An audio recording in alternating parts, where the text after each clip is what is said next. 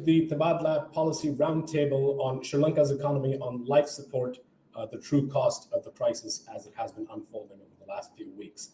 My name is Zishan Salahuddin, and I serve as the Director for the Regional and Global Connectivity of the Center for Regional Global Connectivity at Tabadlab.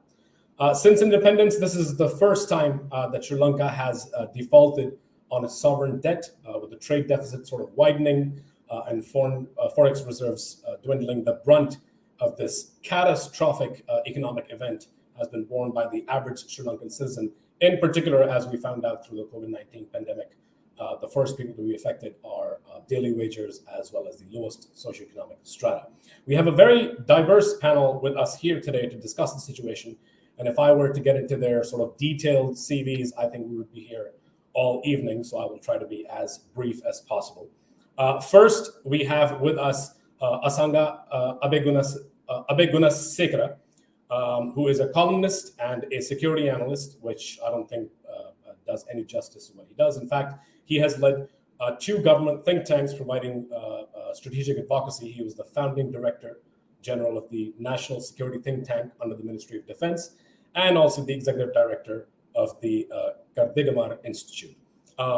He's also been involved in other think tanks that are focused on foreign policy and defense, writes quite a bit on Sri Lanka's political economy, which we will get into a little bit later in the discussion, as well as the regional cooperation that Sri Lanka has in preventing economic problems, as well as Pakistan and Sri Lanka's changing foreign policy. The second guest we have with us this afternoon is Amita Arudpragasam. She is an MPP from the Harvard Kennedy School, has worked as a writer, an editor, a researcher.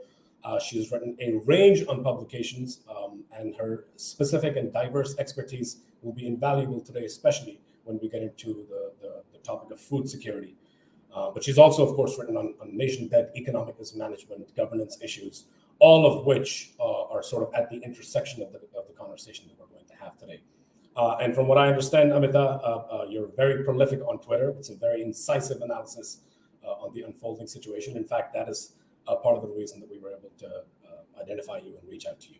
And finally, we have Samantha Custer with us, who is the Director of Policy Analysis at AidData.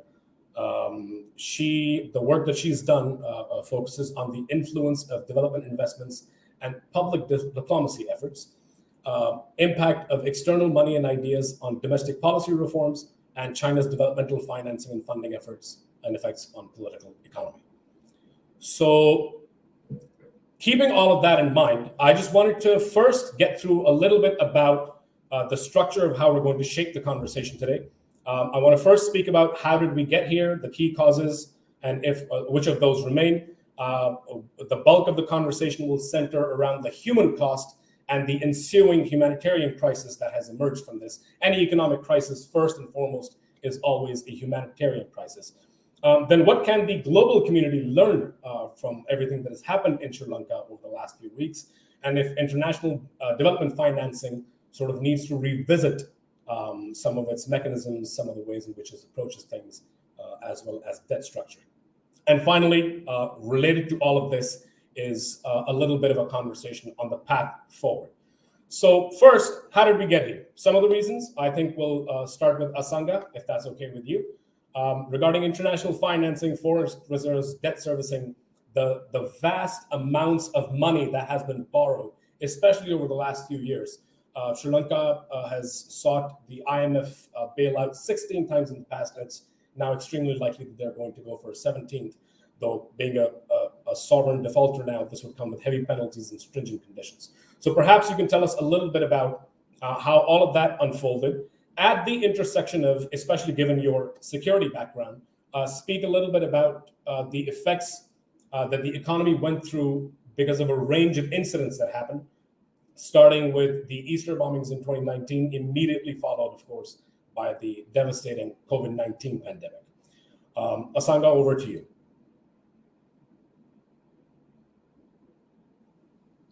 Yeah, thank you so much. Thank you for having me.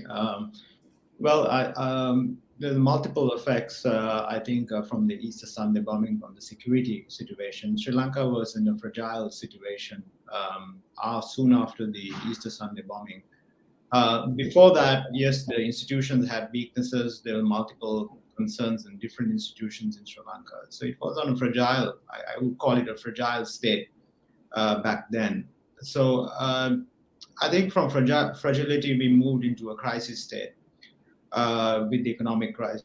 There was, I basically identify the inward policy prescription, the ultra-nationalist policy prescription, which I have clearly mentioned in one of my researches, which I did in 2021.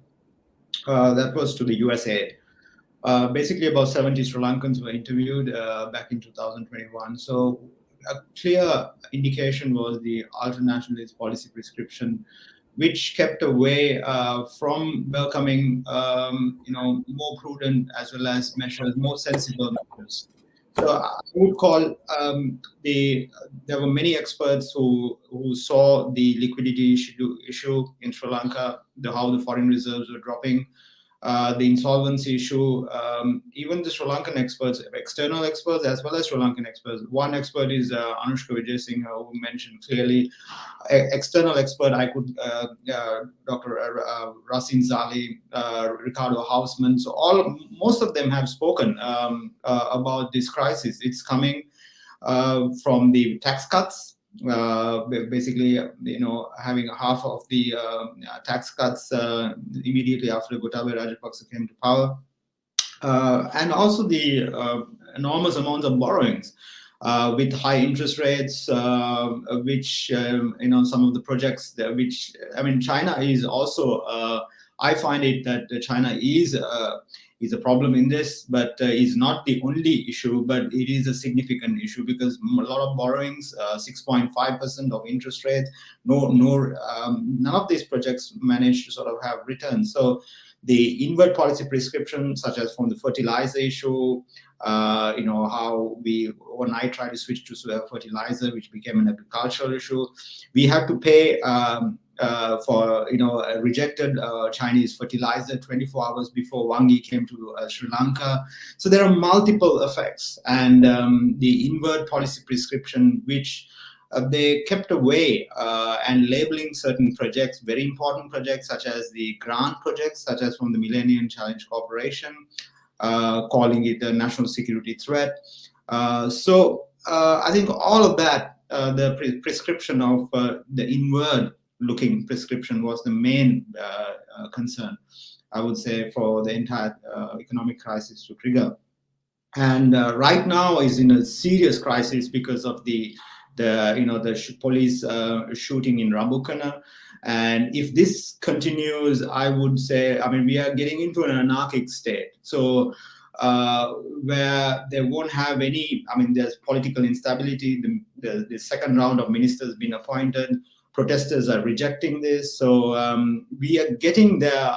Sri Lanka is a place we had 2 youth insurrections back in 1971, 1988. So we are close to that, or moving towards a security state, which is, military coming forward. So these are the dangers that I see. Asanga, and I'm really glad that you brought up a range of issues, principal among them the role of China as far as international financing is concerned. You spoke about the ban on fertilizer that was, I believe, originally designed to sort of save forex reserves from continuing to dwindle, as well as the security state issue that is coming up. I'll pivot a little bit towards Samantha now because, Asanga, as you brought up China, the role of international financing in all this. China owns 10% of the international debt that Sri Lanka owes. Japan actually owes more than that. ADB owes 13%, and market borrowings currently stand at 47%. So is it really fair to say that China has played a big role, especially in recent years, as far as this is concerned?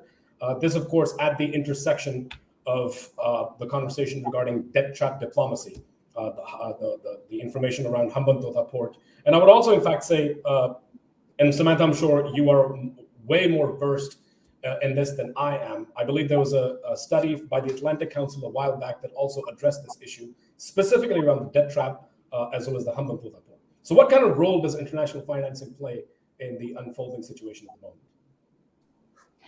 Thank you for the great question. I would say it is part of the story. I would agree with Asanga. It's part of the story, but not the whole story. If you look at kind of the factors that have brought us to where we are today, I would underscore four. If you look back over time, this crisis has been long in the making. Sri Lanka has had a chronic and steadily increasing budget deficit since the mid-2000s. And that is because it's been unable to capture sufficient domestic revenues via taxes to offset these public expenditures. And some of this has been due to a marked uptick in big ticket public infrastructure projects like roads, rails, airports, ports, power plants. And this really began following the emergence of Sri Lanka from the civil war in the mid-2000s.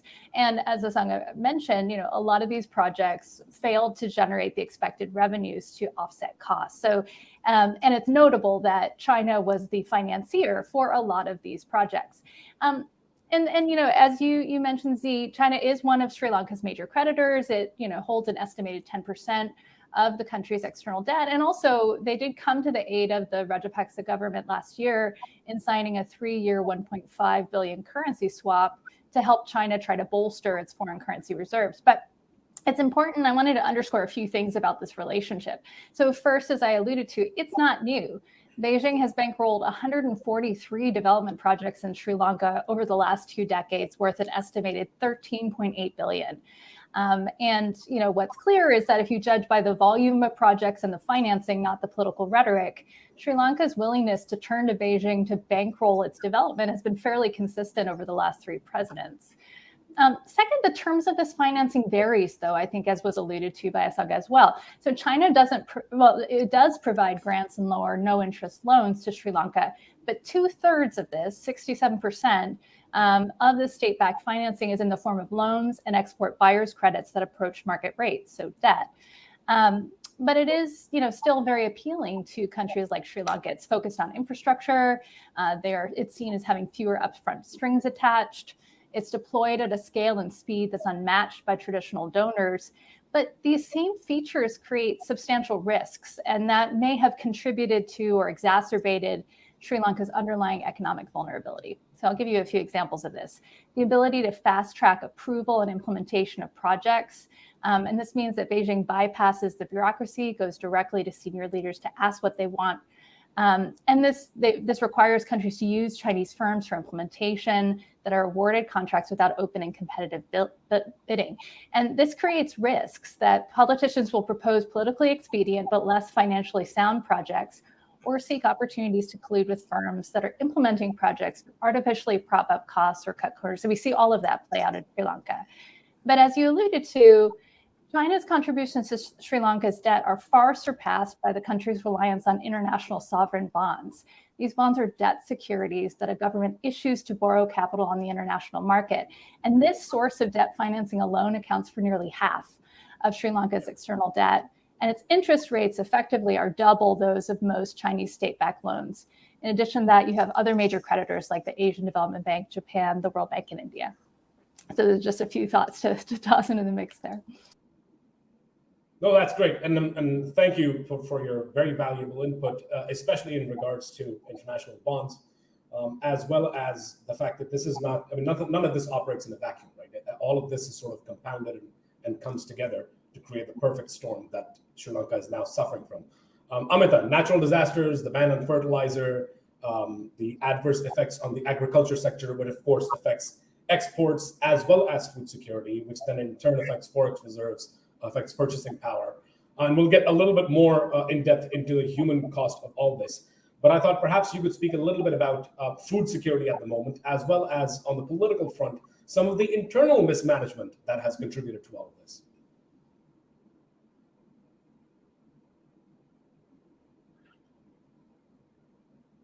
Amita, I don't think we can hear you. Is your mic on? Can you hear me now? Perfect. Okay, great.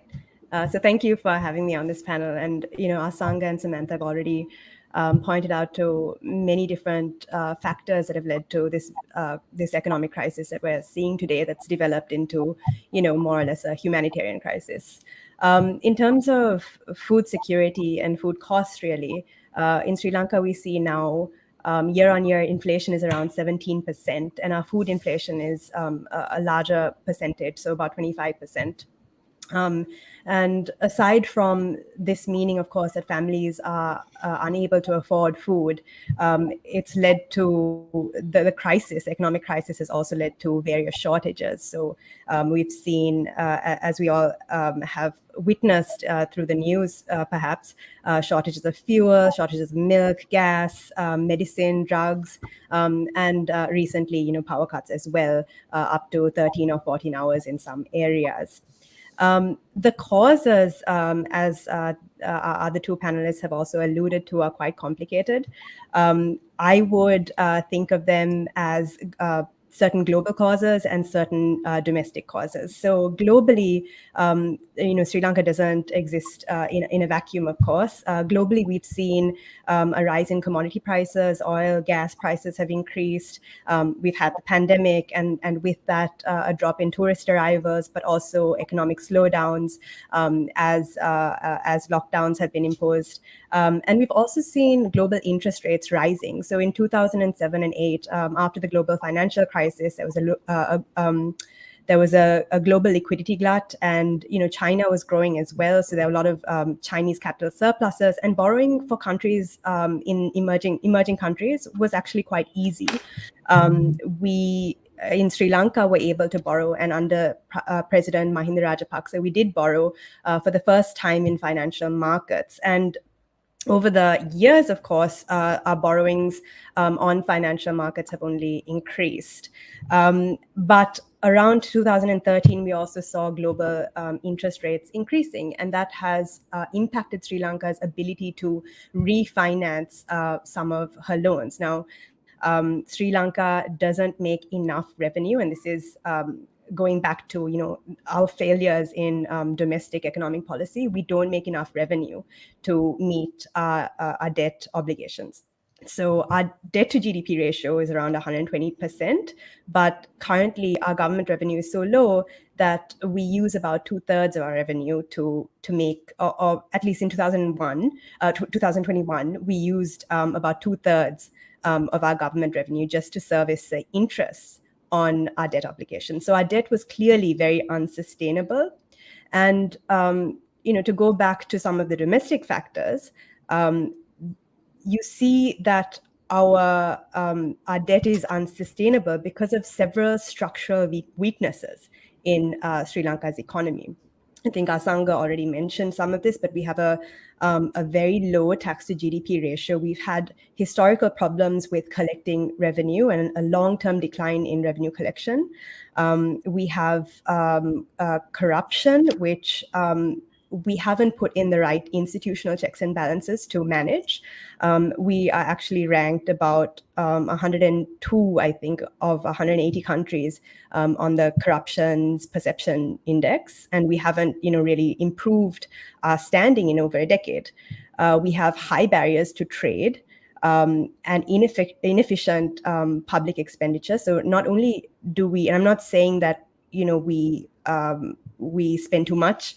Or our public expenditure is too high. What I'm saying is that within the way we allocate our public expenditure, there are lots of inefficiencies. We also have had weak export performance, and coupled with this, in 2019, when Gotabaya Rajapaksa came into power, there were a lot of policies that were put into place that actually exacerbated some of these structural weaknesses in our economy. We've mentioned tax cuts. We've had the chemical fertilizer ban, which was devastating to our agricultural outputs. We've had ongoing corruption and, a political culture of denialism, really, where we are just not taking accountability for some of our policy failures and policy decision-making. So there's been a lot of factors, global, domestic, and most recently, I would say, a change in economic policy that clearly made our crisis worse. Thank you, Amita. And I would actually say the inability for political leadership to take responsibility and engage in accountability is very much a regional problem, if not a global issue at this particular point in time. I want to pivot back a little bit to Asanga, because as we get deeper into the humanitarian crisis part of the conversation, one aspect of it, of course, is food security and being able to actually purchase essential items, which include everything from fuel to Pampers for babies to whatever else there may be. And the cost increases that we're hearing of, bread increasing by 100%, the rupee being devalued by 35%, rice has gone from 80 rupees to 500 rupees, milk has gone from 60 to 250. So just basic essential commodities are difficult to figure out. But on top of that, and as we saw some precursor of this in the beginning, when the curfew was imposed, which was very promptly taken back, especially after the protests continues, is what was Asanga's point earlier, and that is about the security state. So both to you, Amita, and Asanga, the question about how the situation on the ground currently looks like, because the social media blackout, of course, is also not particularly helping. And there's pockets of misinformation, disinformation, and of course, the political denial doesn't help matters. So where does it stand at the moment, the situation on the ground, and where do you see it unfolding, especially, and Samantha, you will come in for this a little bit later, in the absence of major foreign capital injection?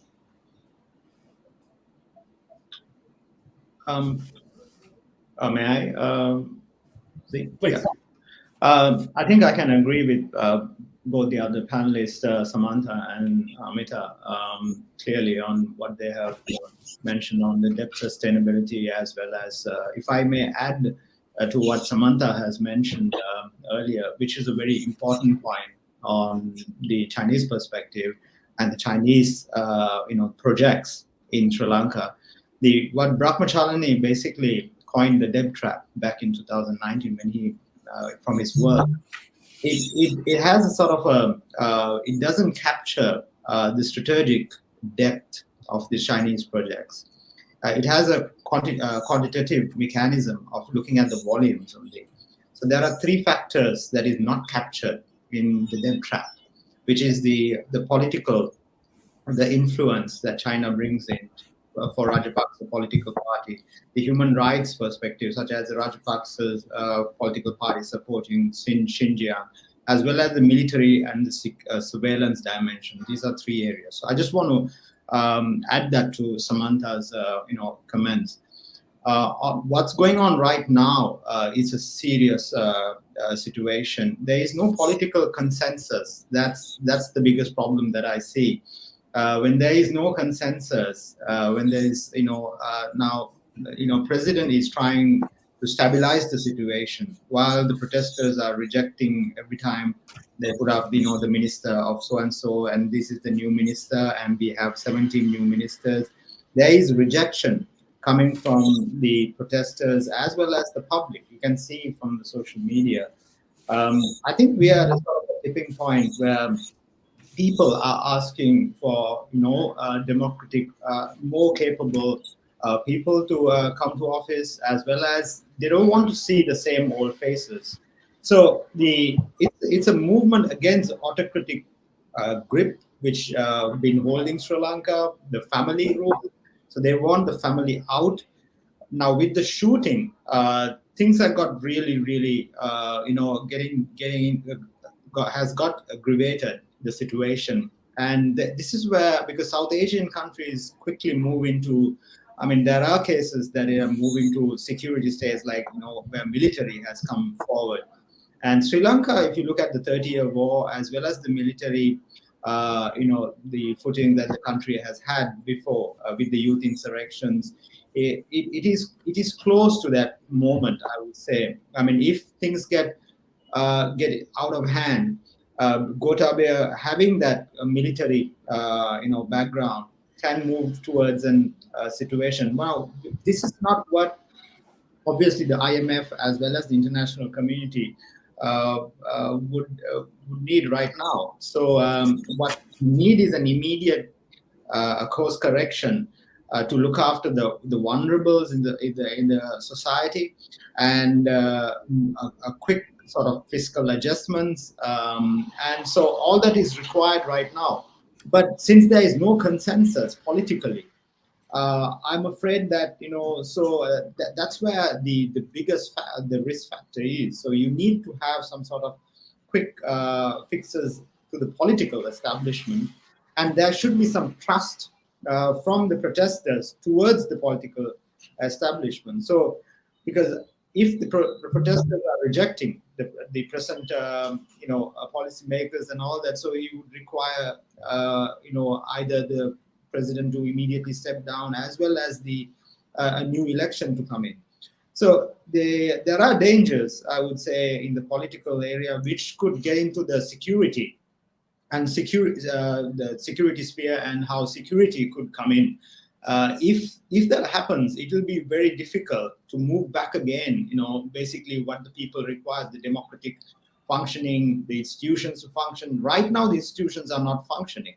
I mean, you have the new ministers appointed, but then the institutions are not functioning. So the goods are not even going from the port to the, they're taking long time to clear. So multiple issues. The US as well as EU and many countries have come forward, basically have spoken about this situation to normalize, to stabilize the situation.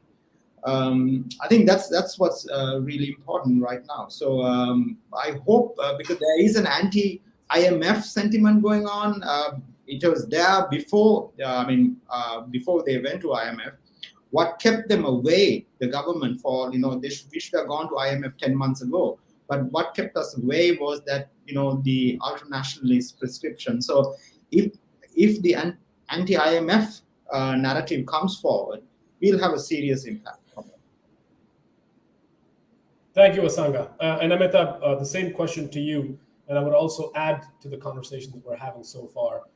This whole idea of, if those that are in political leadership refuse to create any kind of political consensus, refuse to fix the many governance issues that could help immediately in the short term, such as one of the issues that Asanga mentioned, which is the goods simply traveling from the port inland. And the inability to basically take responsibility and step down. What options does the public really have, or Sri Lankans really have, outside of protestations? Well, I actually take a slightly more optimistic view of the protests and their contribution actually to changing policy. Now, until very recently in Sri Lanka, we didn't actually see a change in economic policy by the government. We didn't see the government actually even apologizing or taking accountability for some of their disastrous policy errors and blunders. But the protests have actually, and this is people coming out onto the streets, people making clear their demands that they want the Rajapaksa family and the president to step down. These people have actually been able to put pressure on the government in a way that I think we didn't see before. And it actually has, and I'm optimistic because I've seen, because we have seen at least some change in economic policy recently, as the government has responded to some of this pressure from the public. We saw, for example, the central bank governor stepped down, and a retired civil servant, a former deputy CBSL governor, actually being appointed, which is very positive. We've seen the Rajapaksas appoint debt restructuring experts of high caliber. We've now even seen the Prime Minister Mahinda Rajapaksa talk about a 19th Amendment, which is actually a really important change in the way he's thinking politically. It would seem that the protests themselves have put enough pressure on the Rajapaksa family and the SLPP, the government, to actually start thinking about some of the institutional and administrative changes that are necessary for a constitutional democracy to function effectively. And of course, on top of all of this, we've seen the default that happened. Also, I would argue, partly in response to public pressure. There have been protests all across the country. And in April, over 200 protests now have occurred.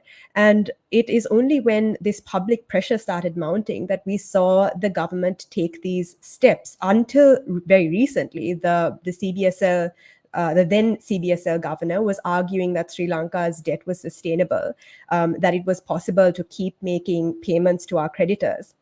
And until very recently, the government actually held on to the position that they would not go to the IMF. But that is changing as a result of this public pressure. And I think that's a very positive thing. Of course, what I find absolutely fascinating about all of the discussions that are happening now is that it seems to me at least that there is a space that is opening up for conversations around ultranationalism, around nationalism, around ethno-nationalism, and corruption, and the kinds of institutions that we require to put a check and balance on the corruption that we've seen as well. So there are these new conversations that are opening, in part, I believe, because the government was gaslighting the Sri Lankan people to a large degree. There were statements put out that there were no shortages when it was very visible and clear for people to see that there were both drug shortages and fuel shortages.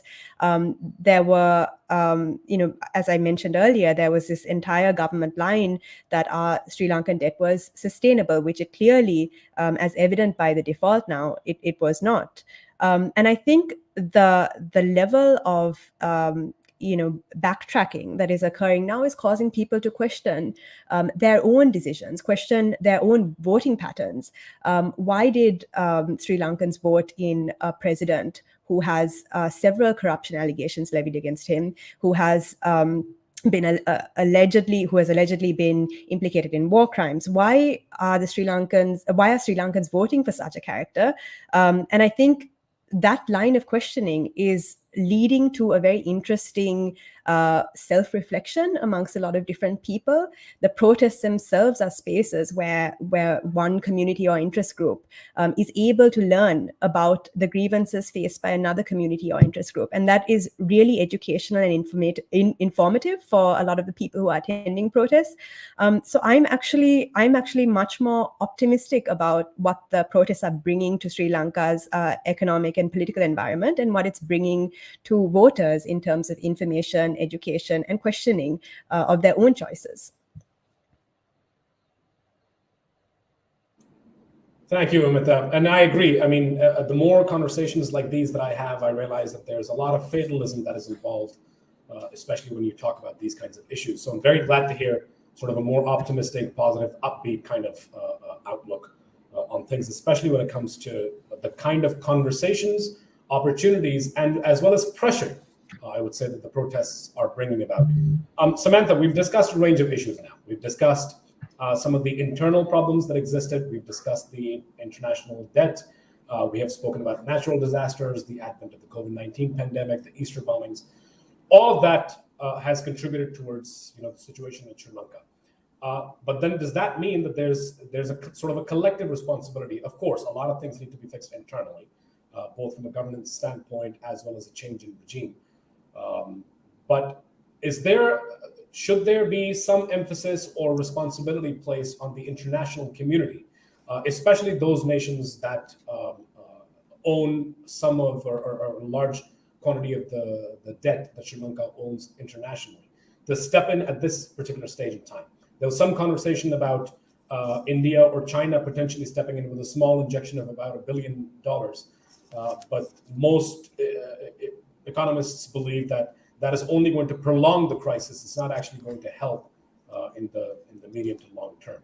So what kind of responsibility does the international community have at this stage in time? Yeah, thanks for the great question. I mean, I think that it's first important to say what would happen without international intervention. And, when we think about the fact that I very much agree with what Amita's analysis was, like, I think that now you see Sri Lankan politicians really, recognizing that what they had been saying about sustainable debt was, wishful thinking, not reality. And I think, the decision to default on those external debts creates some breathing room in the short term to ease the fallout. But I do think it creates pressure, other pressure or constraints. So, without international action, what will happen is that it will become more and more expensive for Sri Lanka to access foreign capital in future. And that will be difficult, whether you're talking about the open market or you're talking about bilateral or multilateral donors that don't want to see their funding immediately going to repay old debts. And so, in light of that, what are some of the possible scenarios for the future? I think any sort of international response needs to think about mitigating the fallout in the short term, but then planning for the medium term to put Sri Lanka on a path towards sustainability so you don't see this chronic cycle happening over and over again. So in the short term, I think three things that should be on the table. So the first is emergency response. So donations of food, fuel, medicines, other goods to protect vulnerable households. That these external shocks can really be the impetus to shift households from marginal to absolute poverty overnight. Secondly, I think there's been some talk about credit lines, so access to generous financing on low or no interest terms to purchase imported essential goods as well as productive goods to restabilize the economy. A good example of this might be fertilizers to boost those agricultural yields again. The third area in the short term is also something that has been playing out in the news, debt relief. So looking at restructuring, rescheduling of debt instruments to ease repayments. So this could be longer grace and maturity periods, lower interest rates, higher concessionality. These require conversations both with market-based lenders as well as sovereign lenders like China, India, and the like. But if you do all of those things and you don't do anything else, it's not going to break a vicious cycle that I think all three of the panelists here have emphasized, that you have this cycle of overborrowing to compensate for insufficient revenues. You see renegotiation of terms, borrowing from elsewhere to repay those debts, and then repeating it all over again. A case in point, you mentioned China. So China has actually allowed Sri Lanka to renegotiate and refinance some of its debt burden several times, at least 3 times, 2016, 2018, 2019. Before this moratorium announcement on the debt default, Sri Lanka reached out again to China in an effort to renegotiate and restructure its debt. So I don't see a path to that breaking if we only focus on the short term. So in terms of medium to long term, I think that we should be thinking about the negotiations with the IMF as an opportunity to do a rethink. So this requires working with the Sri Lankan government to revisit domestic resource mobilization. How do you increase taxes and fees to ensure that there are sufficient revenues coming in to offset debt? This may require curbing back of public expenditure programs or just looking on the revenue side. But it's also important to diversify the means by which Sri Lanka can expand its GDP, and particularly in areas where it can replenish its meager reserves. I think Amita referred to this earlier, that part of the vulnerability was the reliance on tourism revenues and remittances that totally were plummeted over COVID. And if that's the only thing that you're relying on for your foreign reserves, that's a problem. I think the other, another thing that's really important, though, that we've seen in the case of Sri Lanka is we need reforms that are focused on something called technocratic insulation. So how do you make sure that when decisions are being made about public infrastructure projects and financing to take those on, that you're not seeing undue interference or influence from the president? You have stronger checks and balances in political leadership of the Ministry of Finance. And this might involve enhancing the capacity of those involved in those decisions to really think about the full life cycle costs of investments relative to revenues. And I think another important piece of this, of course, is to reduce the opacity of external contracts and require open and competitive bidding. That will ultimately reduce the risk that these costs are overly inflated through collusion between government officials and Chinese firms or other firms. So, important to say that none of these medium to long-term issues necessarily address the crisis right now, and they shouldn't be a standalone, but I think you can't just be short-sighted with this, because we do see this playing out as a chronic cycle. Yeah, 100% agree, Samantha. And I think a critical issue here is that because the crisis is so urgent and it is so present and clear, that there might be not much beyond the short term in order to ensure that the forex reserves are not bleeding. The cycle that you spoke about, this whole idea of taking on debt to do additional debt servicing, and then that continuing on into the inability to collect additional taxes or to at least generate enough revenue through whatever means, in Sri Lanka specifically, exports of crops as well as tourism, foreign remittances, to be able to make up for that trade deficit. And it seems like from all the conversation that we've heard so far regarding moving towards a 17th IMF bailout, potentially in the works, that cycle is going to now just repeat itself. I also wanted to address a little bit about, because you spoke about in the short term, the first thing that you spoke about was the emergency response. And I think one thing that should be addressed here, and I'll bring in our colleagues from Sri Lanka on this as well, is the whole idea of donor exhaustion. I mean, the Ukraine war is going on right now. We've just gone through the US pullout from Afghanistan on August 15th. And that is to say nothing of a range of other geopolitical theaters, Yemen principal among them, because of which there's a lot of donor fatigue that is out there. So my question to our Sri Lanka panelists is, first, when crises like these happen, there's help that comes in usually from three different quarters. The first is the citizens sort of amalgamating and coming together and doing things on their own.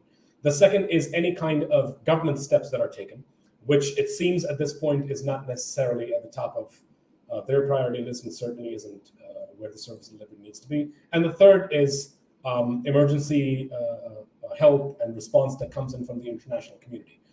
Which of those are you actually seeing happening on the ground?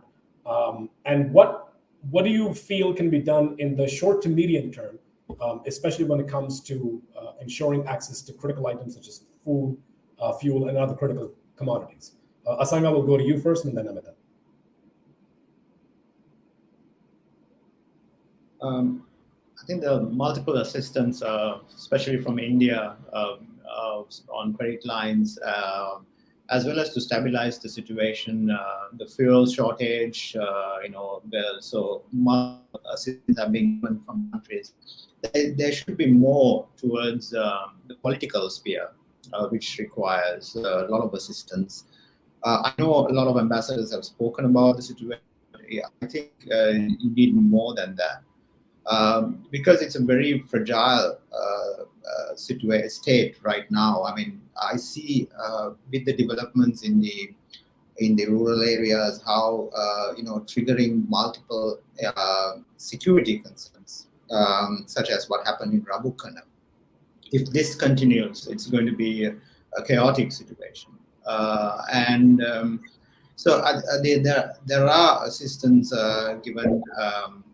But again, like what Samantha mentioned, like China giving $1 billion to settle their own loans, I think one needs to be careful again. What are the interest rates and all that? So having some sort of objective measures, getting advice from IMF, and on the immediate fiscal measures is really important. There is recalibration going on, like what Amita mentioned, admitting what they have done is wrong, as well as the fertilizer issues, all that. But then the narrative, that anti-IMF narrative, which is there within the government, in these ultra-nationalists, the ministers, as well as the others who were talking about, is still there.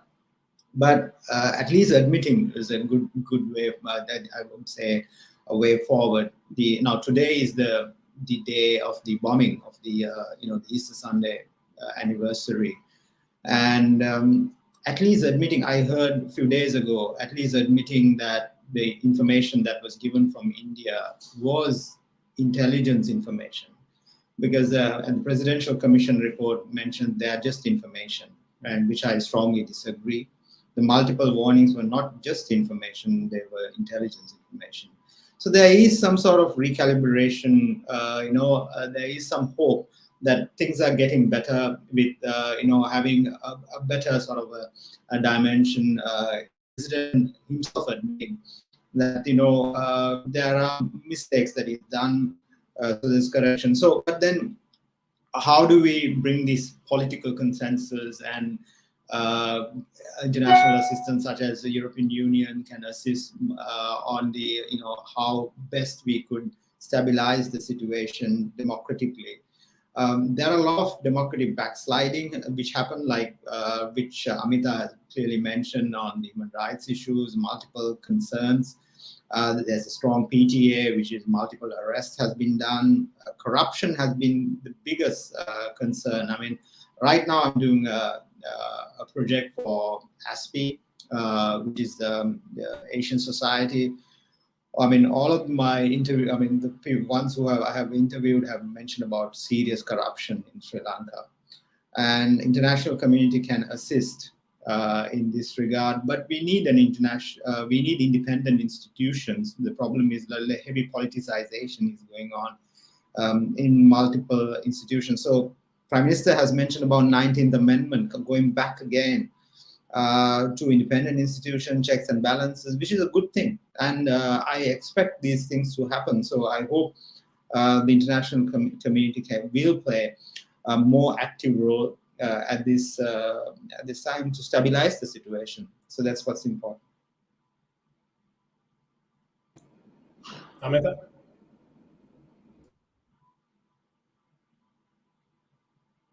Sorry, mic's off again. All right. Can you hear me? Yeah.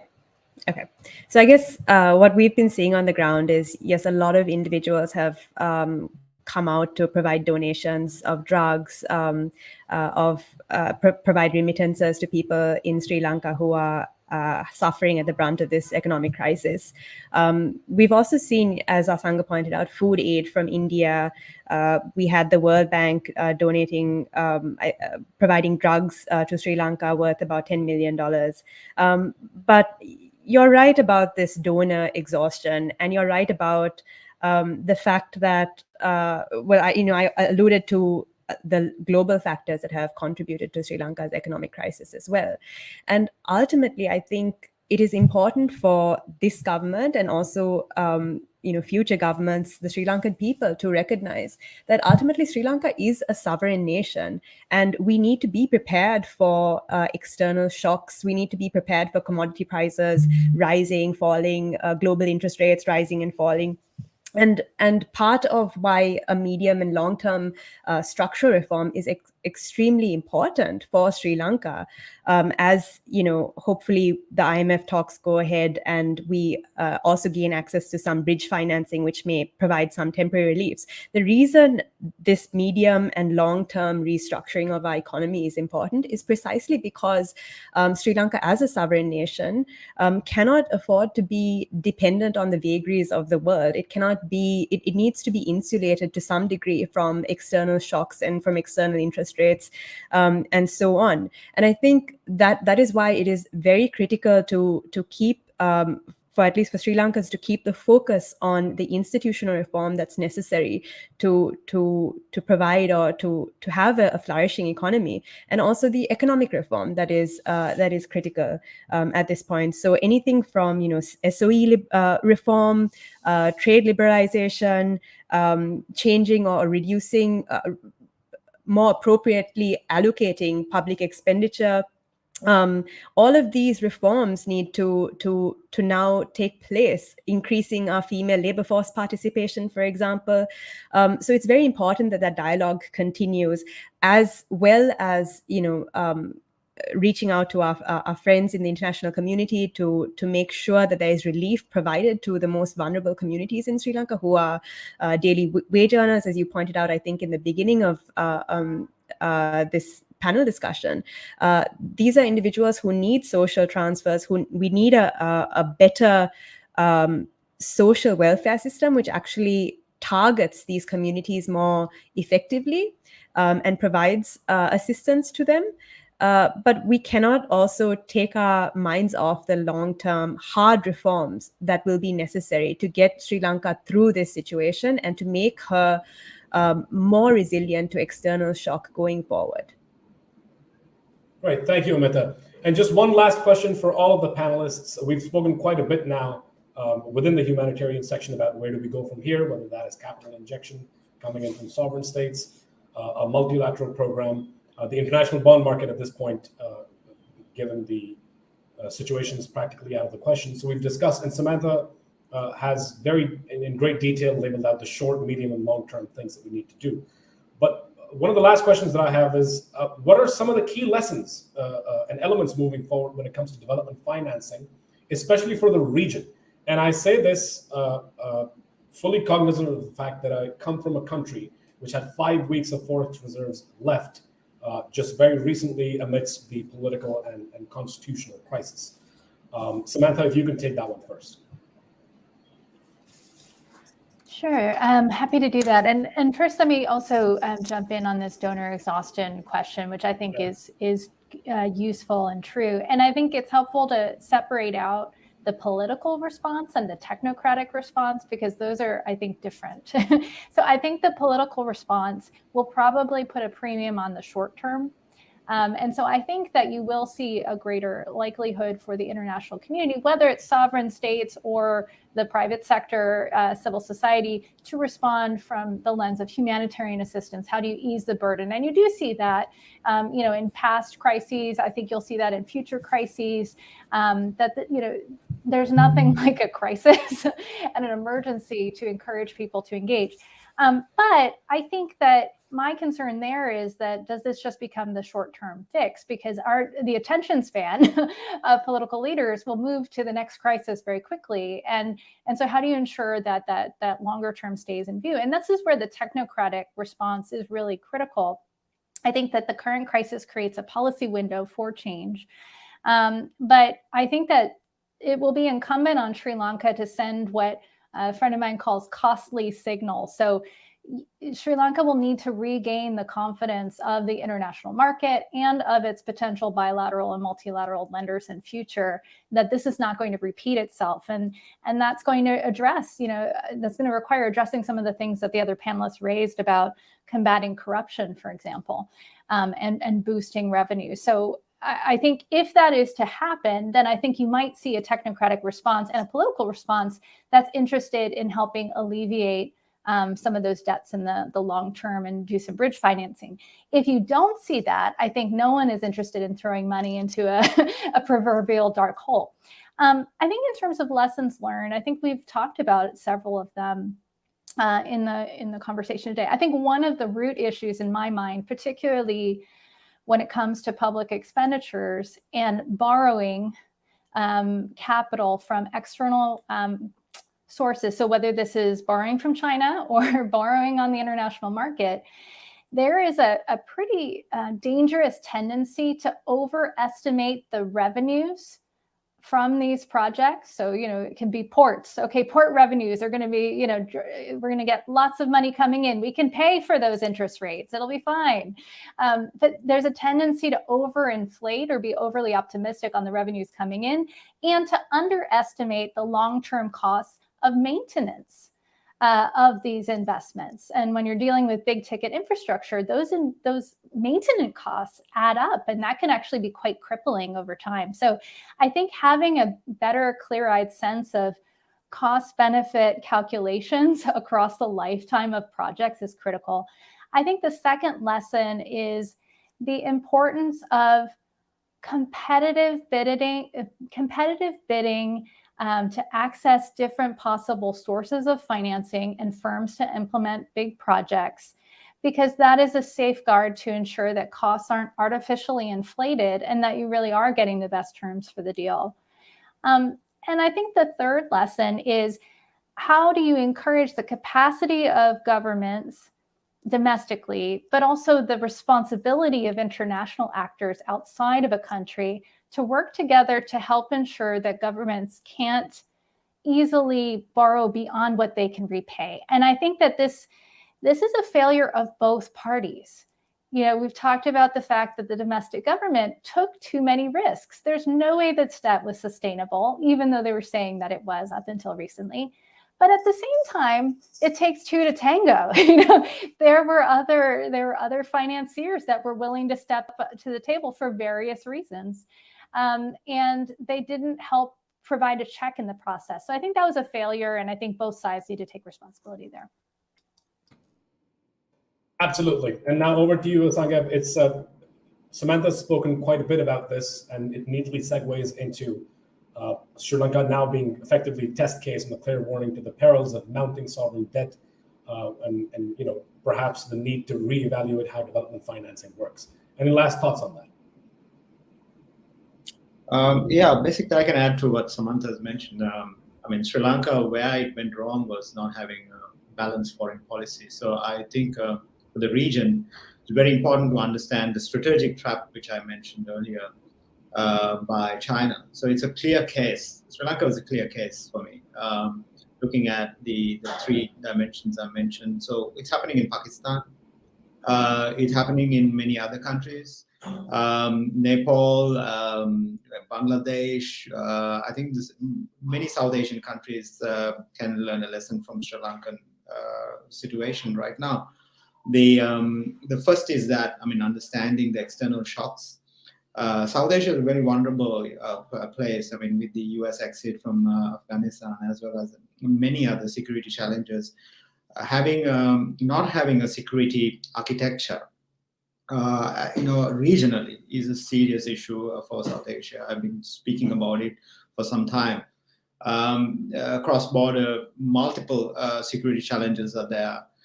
So destabilization issues are there. So Sri Lanka, a case is a good case that you could learn, and it's important to be with the rules-based international order. Basically, with the looking at the human rights dimension, Sri Lanka has been rejecting. A few months ago at the UN Human Rights Council, it's a very clear signal with the government that we reject the whole. The recommendations. So that's not the way forward. So I think you need to bring in those values, the international norms and values. There is a tendency. There could be the pandemic. Risk taking, or leaders take a lot of risk. It happened in Pakistan. It happened in Sri Lanka. There could be, multiple effects from the pandemic affecting the leaders as well as the civil society. So I think it's really, really important to understand these risk factors and navigate these shocks, which is, we are very vulnerable, these countries, because of the debt, the debt issues, because of the entanglements with the external powers, as well as the spheres of influences coming in to these countries. Nepal was a very good case, which they had so much of struggle to even pass the MCC. There are a lot of influences coming in from their borders. So I think a lot of countries can learn. So I think Sri Lanka is a very good case. And so, so I'll leave it there. Yep. I think the number of parallels that exist with everything that's happening on the ground, key lessons that can be learned, what needs to be done in the future, can pretty much unilaterally apply to Pakistan. Amita, you have the last word. Okay, I'll make sure I'm unmuted this time. So I agree with Samantha in particular when she says that it takes two to tango, right? Debt is ultimately a contract between people and creditors.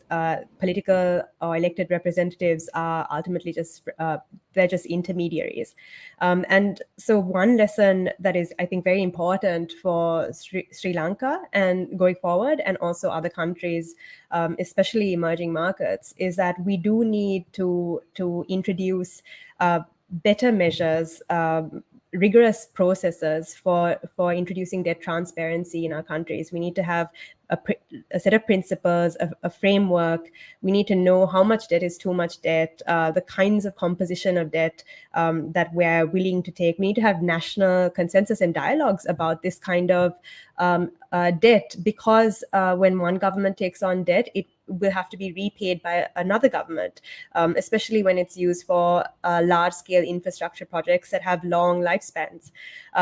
These are conversations that countries need to start having internally. It's not a conversation that has been particularly loud or resonant in Sri Lanka. It's one that we're having now on the verge, in the aftermath of a default. So I really do agree with Samantha that we need to start having these conversations internally about what debt transparency looks like, what processes there ought to be when taking on new debt, and how we're going to generate revenue to pay back our debt if we're taking on debt. Samantha mentioned also China, and it's true that Sri Lanka has taken on loans from China, even if it's only 10% of our external debt. But it, again, going back to this idea that it takes two to tango, when China contracts with other countries, maybe Singapore, for example, if the Singaporean government has, requires feasibility studies, requires transparency, requires disclosure of information to its public, then China will also kind of adhere to those requests. And likewise, emerging markets, Sri Lanka and other countries that are taking on new debt need to take responsibility and ownership over having a clear, sound, rigorous debt transparency process and in a process for taking on new debt. So that's, I think, one major lesson that I think Sri Lanka should learn and other countries can learn from Sri Lanka. But the second lesson, and I'll leave it at that, is how institutional decay can actually contribute to economic crisis. Now, we've talked about corruption allegations, and we've talked about various things like the lack of free expression. That was a feature of Mahinda Rajapaksa's government from 2005 to 2015, and it's something that, given the recent imposition of a emergency and the recent social media ban that we are at risk of today, we need to have countries, if we're engaging in this process, where we want to question our leaders and we want to question the types of debt that we're taking on, we need to have conversations that are free, and conversations where we can actually hold our political leaders accountable for some of the decisions that they're making. And just to tag on to that, there is also, I talked earlier about a culture of denialism that goes hand in hand with a lack of accountability. And if in Sri Lanka we don't see accountability for bad policy decisions, which is right now what people are asking for, if we don't see that, there's absolutely no guarantee that this kind of thing will not happen again. So we do need to have institutions that allow us to not only check excessive powers, but also to hold people accountable for poor decision making. Thank you, Amita. And like you said, there's no guarantee of it not happening again. And on our side, there's no guarantee of it actually happening in the first place. A lot of factors have aligned over the last few years for this to come about. A lot obviously needs to be done. I'm very thankful to the three panelists, Asanga Abeyagoonasekera, Amita Arudpragasam, and Samantha Custer, for sparing their very valuable time with us today. And I hope that this Tabadlab Policy Roundtable is both informational and useful to policymakers, both in Sri Lanka and internationally, especially in South Asia and perhaps even Pakistan. Thank you very much for tuning in. Thank you once again to the panelists and to the attendees, and we will see you on the next one. Take care and Khuda Hafiz.